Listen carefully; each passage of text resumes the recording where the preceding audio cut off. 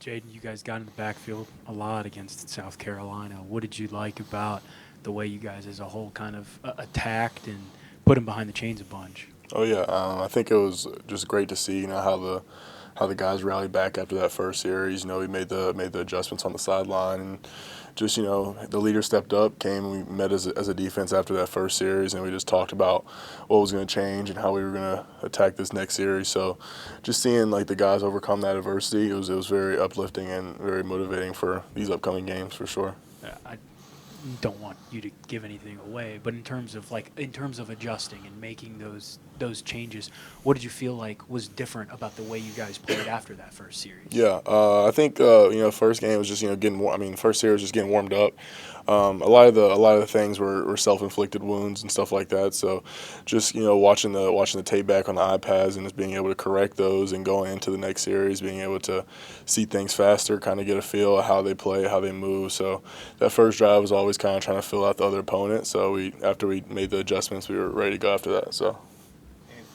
Jaden, how do you guys come out of this first game? Is it disappointed by the outcome, encouraged by the effort? Or what's sort of the mindset right now?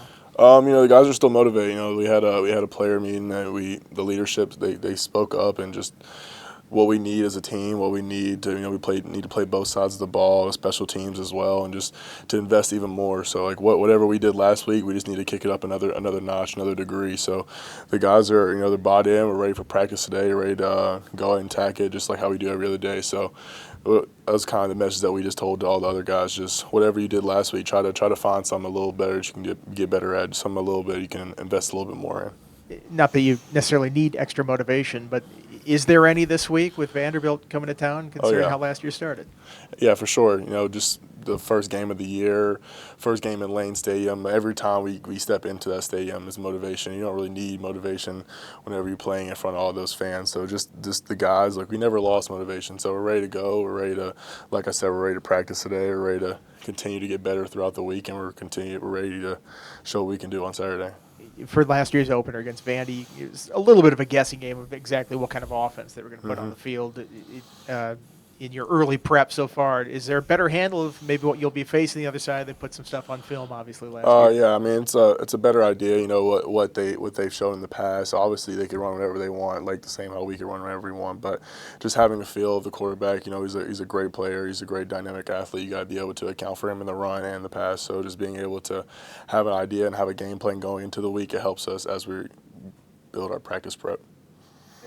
You got experience what it was like trying to take down Pavia last year. How difficult is it to bring down someone who doesn't seem like that big, but is built like a running back? Yeah, for sure. Like you said, he's kind of built. He's kind of stocky. He's a little twitchy, so you gotta know where he's at all times. You gotta be able to, shuffle your feet and make that tackle, and you gotta be able to gang tackle him. So just have as many hats as we can to the ball, which I think we did a pretty good job of last year. We can do even better. We can kick it up another notch. So just by fixing all your mistakes, by just running to the ball and having a high motor team, how Coach Seepkes teaches us, we'll be fine. You and Emmett got to combine for a sack of Sellers. How would you assess how Emmett played, especially, he got some snaps against Minnesota in the bowl game, but it seemed like with extra playing time, he seemed like he came out really well. Yeah, for sure. Big time games, big time player stepped up, and he definitely stepped up for us. He definitely made a couple big plays for us, and we're going to count on him, throughout the season and later on in the season. So, just seeing guys like that grow and make those big plays, it's super uplifting, and it's definitely something you can feed off of, energy wise, and just seeing the guys excited for him, seeing him excited on the sideline. It was a great feeling just to see the younger guys make plays like that in big time games. What stands out to you about Vanderbilt's tight end when you watch him on film? Yeah, he's kind of all over the field. He's a receiving threat. He can kind of do it all. So just like kind of like Pavia, you got to be able to know where he's at the field at all times. You got to know how they use him, certain formations and certain points of the game. So he's got to be keyed in. Got to watch a bunch of film. Got to prep this practice as we're playing whoever it is, and just go out and execute our job. You mentioned that the leadership meeting you guys held. What kind of feeling did you have leaving that meeting? It seemed like you guys are in the right headspace heading into this week. For sure, yeah. The guys, we just assured the guys that don't lose hope, that we are in the right headspace, that we can go out and, perform how we know we can play. And that was really just the message, just to not lose our cool and just stay composed in this time, and even whenever it's difficult, and just go out there and put on a show for the next week. Kind of got to flush the last week and move on to the next one. That leadership thing you're talking about, is that a normal meeting you do every week, or is that something you felt necessary to do after that last game? Definitely felt necessary, just seeing where we was at the game and how close we were. It's just so we're just right there, and just to have the leadership, come together and talk to the whole team as a whole. I think the guys got the point and what we need to do and what we need to cut out from last week and what we need to continue to grow and improve in. How many guys are in that group? Really just about 15 guys, and then the whole team. So just player-led, just in the team meeting room, just talking about whatever we need to talk about, what we need to get the point across. So at the end of the day, it's the players' plan. The coaches can coach us and lead us all the way up to the game, but at the end of the day, the players are the ones that are out there on the field. So anybody of that 15 step up and do most of the talking? It's tough to get 15 guys to talk at once. For sure. Guys like KG, guys like KG, AG, KD, all those type of guys, just being able, John Love, all those guys that have a big influence on the team, that are just, that communicate well and kind of get the team moving in the same direction, all aimed at the same goal. So that was really just our main goal, just to get everyone realigned and refocused and, re-engaged. You guys good? Anything on Zoom for Jaden? We'll open it to questions for Jaden Keller on Zoom.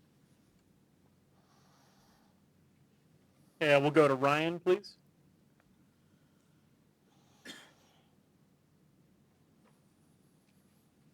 Jaden, what has the team learned from last season, and how has it been communicating those lessons to the new guys on defense?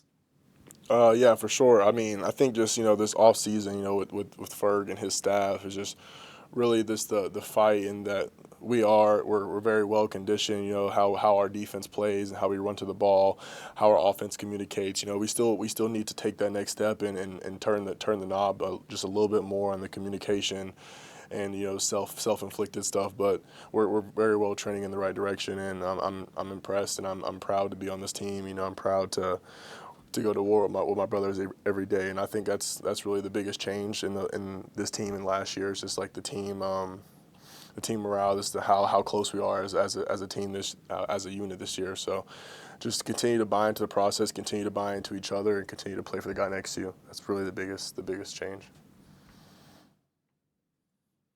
Any final questions on Zoom? Okay, Travis. We'll finish up in the room with David. You mentioned strength and conditioning and Ferg. We talked a lot about that in the preseason leading up, but now that you've played a game, did you notice any difference, maybe yourself or just the team as a whole, in terms of after playing a game under Ferg's leadership in terms of strength and conditioning? Yeah, for sure.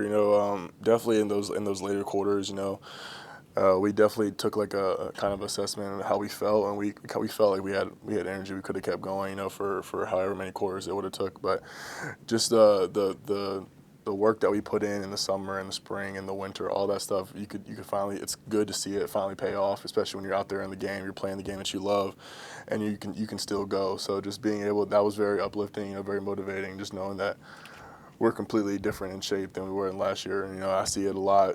I'm affected by it the most on defense whenever you see all those white helmets fly to the ball. That's just a great picture. So just as long as we can keep duplicating that, we'll be fine. Thanks, Jaden. Thank you.